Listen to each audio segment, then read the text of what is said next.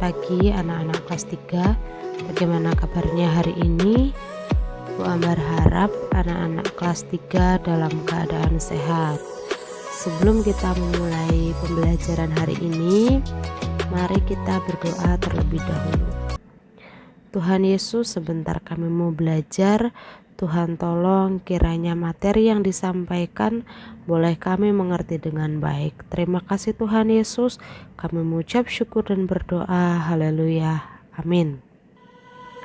Ya, hari ini kita akan belajar tema 8, subtema 3, pembelajaran yang kelima dan yang keenam. Tetapi sebelum memasuki pembelajaran hari ini, Bu Ambar ingatkan kepada anak-anak kelas 3 yang belum melaksanakan absen, silahkan absen terlebih dahulu. Dan bagi yang sudah absen, Bu Ambar ucapkan terima kasih. Silahkan anak-anak simak, dengarkan video berikut ini dan nanti dikerjakan tugasnya. Selamat belajar. Kalian sudah tahu berbagai rambu lalu lintas. Kemarin kita udah belajar ya. Nah, rambu lalu lintas bermanfaat untuk mengatur lalu lintas pastinya ya. Nah, rambu lalu lintas membuat perjalanan menjadi aman dan lancar. Rambu lalu lintas ada berbagai macam, salah satunya rambu petunjuk arah. Nah, kalian bisa lihat ya, atau ada juga rambu petunjuk tempat. Yang pertama ada rambu petunjuk masjid, yang kedua rambu petunjuk tempat rumah sakit, yang ketiga ada rambu petunjuk pom bensin. Jadi jika kalian menemukan salah satu rambu tersebut, jadi kalian tahu ya artinya. Coba perhatikan gambar berikut ini. Ada papan petunjuk arah dan tempat yang dimaksud. Coba kalian lengkapi pada papan petunjuk arah. Nah, yang pertama ada pom bensin, itu ke arah atas. Yang kedua ada rumah sakit, dan yang ketiga ada masjid. Coba kalian perhatikan papan petunjuk berikut ini. Nah, Siti beragama Islam, maka tempat ibadahnya adalah masjid. Dayu beragama Hindu, berarti tempat ibadahnya ke pura. Dan Lani beragama Buddha, jadi tempat ibadahnya ke wihara. Mereka sedang menuju rumah ibadah masing-masing. Manakah arah yang harus mereka lalui? Nah, kalau Siti kan beragama Islam, Siti harus berjalan ke arah masjid ya, berjalan lurus ke depan untuk bisa ke masjid. Selanjutnya Dayu beragama Hindu, Dayu harus berjalan ke arah mana? Dayu harus berjalan ke arah kanan menuju pura. Nah, selanjutnya Lani beragama Buddha. Nah, Lani kira-kira harus jalan kemana? Arah jalannya Lani harus berjalan ke arah kiri menuju vihara. Nah, coba berilah warna pada gambar petunjuk tempat beribadah berikut. Nah, mungkin anak-anak bisa coba ya di rumah, di bukunya. Nah, kalau gambar yang pertama itu rumah ibadah agama Islam, terus yang sebelahnya rumah ibadah umat Buddha, yang bawah yang ditunjuk panah rumah ibadah umat Hindu, dan yang berikutnya rumah ibadah umat Kristen. Bangsa Indonesia terdiri atas berbagai suku, bangsa, dan agama. Berbagai jenis perbedaan disebut juga dengan keberagaman. Nah, suku bangsa di Indonesia itu ada macam-macam ya.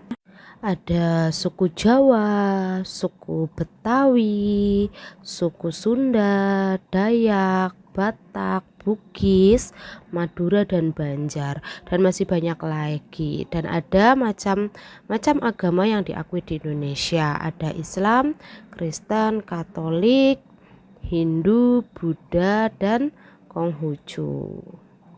Coba mencari tahu keragaman yang ada di kelasmu. Kira-kira kalian pasti kan sudah mengenal teman-teman di kelas kalian. Nah, coba kalian amati teman-teman kalian, kira-kira keragaman pengalaman yang mengunjungi suatu tempat. Mereka itu pernah mengunjungi tempat apa saja ya? Misalnya siapa? Misalnya ya. Nah, misalnya Benaya pernah mengunjungi pantai. Nah, kalian bisa membuat laporan. Nah, laporannya berupa diagram seperti gambar yang Bu Ambar contohkan. Untuk yang pernah ke pantai ada 6 orang, gunung 3 orang, sungai 1 orang, sawah 1 orang, dan kebun binatang ada 3 orang. Apa saja keberagaman yang kamu temukan di kelasmu? Nah, pasti ada keberagaman suku bangsa, keberagaman pekerjaan orang tua, keberagaman pendapatan, bahasa daerah, adat, dan keberagaman agama yang dianut.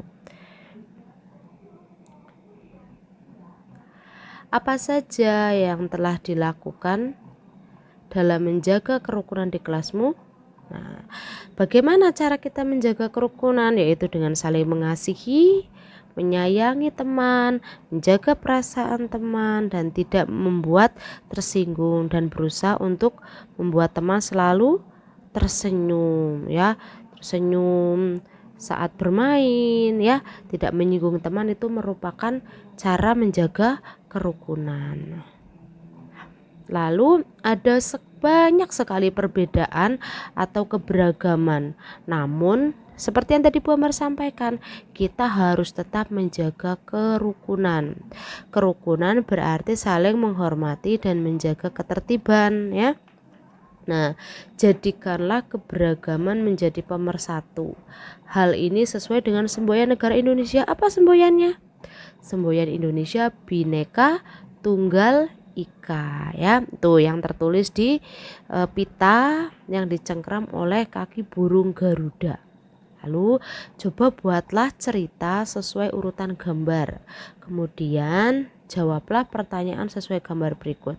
Kira-kira anak-anak bisa nggak membuat cerita sesuai gambar tersebut? Nah, suatu hari ada seorang nenek yang akan pergi ke perumahan Lestari. Setelah turun dari bis, sang nenek tersebut ingin menyeberang jalan. Kebetulan Edo melihat nenek tersebut. Edo membantu sang nenek menyeberang jalan. Edo juga menunjukkan jalan menuju perumahan Lestari. Edo mengantar sang nenek sampai ke tempat tujuan. Edo merasa lega dapat membantu nenek tersebut ya. Itu merupakan salah satu sikap yang terpuji. Lalu kita akan masuk ke kegiatan ayo berlatih. Coba jawab pertanyaan ini ya. Yang pertama, apa saja rambu lalu lintas yang kamu lihat dari gambar tersebut? Apa saja? Rambu lalu lintas ada zebra cross, papan petunjuk tempat masjid ya. Ada papan petunjuk arah perumahan ya, yaitu perumahan Lestari, dan ada lampu lalu lintas. Nah, untuk pertanyaan yang kedua, apa saja hal yang perlu diperhatikan saat menyeberang? Kira-kira tahu tidak? Nah, hal yang perlu diperhatikan saat menyeberang adalah lampu lalu lintas, menengok ke kiri dan ke kanan saat akan menyeberang, dan memastikan bahwa kondisi jalan raya dan menyeberang pada tempat yang disediakan, yaitu di zebra cross. Biar apa? Biar kalian saat menyeberang aman ya. Jadi sebaiknya kalau menyeberang itu mencari jalur zebra cross. Nah, di sini nenek mengucapkan terima kasih karena telah dibantu ya. Nah, nenek juga memberikan sebungkus makanan tradisional. Makanan tradisional itu namanya empek-empek. Empek-empek berasal dari kampung halaman nenek. Masih ada banyak contoh makanan tradisional lainnya. Contohnya apa? Ada kue tradisional seperti onde-onde, klepon, dodol, serabi, dan kue lapis. Nah, kalian pernah gak makan makanan tradisional itu? Nah, apakah anak-anak kelas 3 suka nih makan makanan tradisional? Suka nggak kira-kira makan makanan tersebut? Nah, coba kalian perhatikan diagram makanan tradisional yang disukai oleh anak-anak. Itu sebagai contoh ya. Kue tradisional yang disukai oleh 50 orang. Onde-onde disukai oleh 40 orang. Klepon disukai oleh 35 orang. Dodol disukai oleh 5 orang. Serabi disukai oleh 35 orang. Dan kue lapis disukai oleh 50 orang. Nah, di situ ternyata kue tradisional yang paling disukai adalah kue lapis ya. Nah, dodol itu yang paling sedikit peminatnya ya. Paling sedikit. Yang kedua ada onde-onde, serabi dan klepon. Nah, selanjutnya akan ada pertanyaan nih.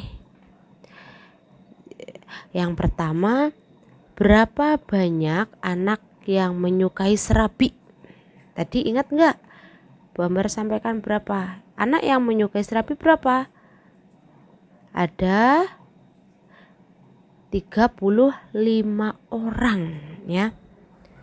Tadi sudah disampaikan ya. Lalu pertanyaan yang kedua, berapa banyak anak yang menyukai klepon? Coba lihat diagram bagian klepon berapa? 25. Selanjutnya, apa nama kue yang paling banyak disukai? Yang paling banyak berarti yang paling tinggi sendiri. Yang mana? Kue lapis ya. Kue lapis adalah makanan yang paling banyak disukai. Nah, selanjutnya yang keempat, apakah nama kue yang paling sedikit disukai? Yaitu dodol ya.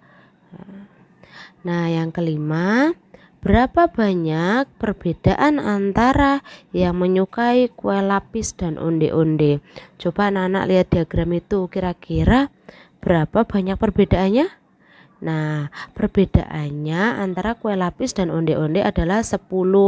Karena kue lapis 50, onde-onde 40. 50 dikurangi 40 hasilnya 10. Lalu, apa saja yang dapat kamu simpulkan dari diagram tersebut? Dari 50 orang anak ternyata semua menyukai kue lapis. Semua anak memiliki kesukaan kue tradisional lebih dari satu jenis ya. Semua kue tradisional rasanya sangat manis. Beberapa jenis makanan tradisional merupakan kekayaan Indonesia. Rumah adat dan suku juga kekayaan Indonesia.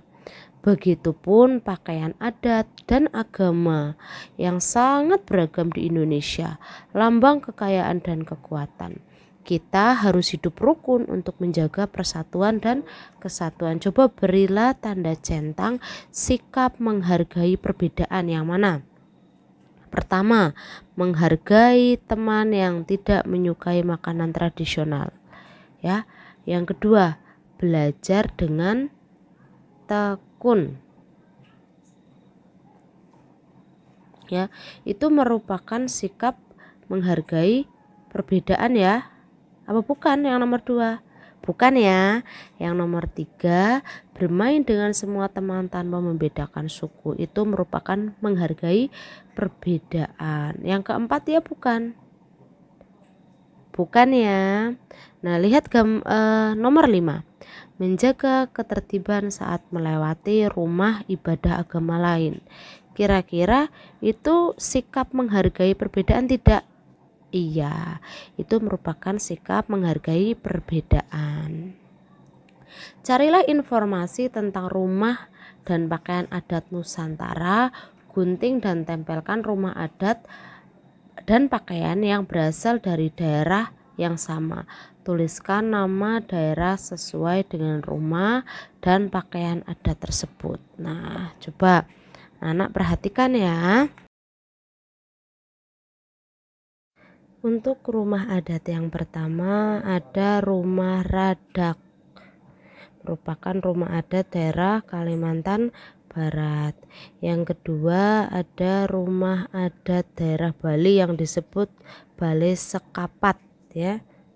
Selanjutnya rumah adat daerah DKI Jakarta yaitu rumah Kebaya. Untuk yang keempat ada rumah adat Papua disebut rumah Hanoi ya.